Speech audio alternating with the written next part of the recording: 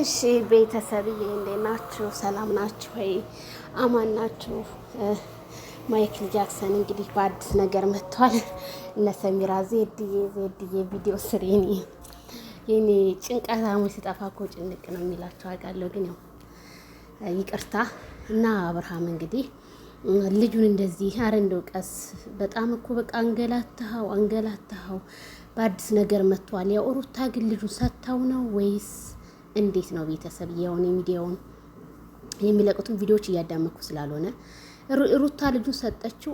ይሄ ደግሞ ይሄው እንግዲህ ቦይጋርዱ ነው ማይክልን ከመኪና ላይ በር ከፍቶ ቦይጋርድ እንደዚህ አጎንብሳው ሳንቲም እየሰጠው ነው። ይሄውላችሁ እንግዲህ የኛ ማይክል ጃክሰን በጋርድ ነው የሚንቀሳቀሰው፣ ዝም ብሎ አይደለም በነገራችን ላይ እና ተመችቶታል። ዋው ረረ መነጽር ዋው መለስ ሄድ በል ብሶ ከጎንክ ሄርሜላ ከረሜላ ደግሞ ብትኖር በጣም ያምርበት ነበረና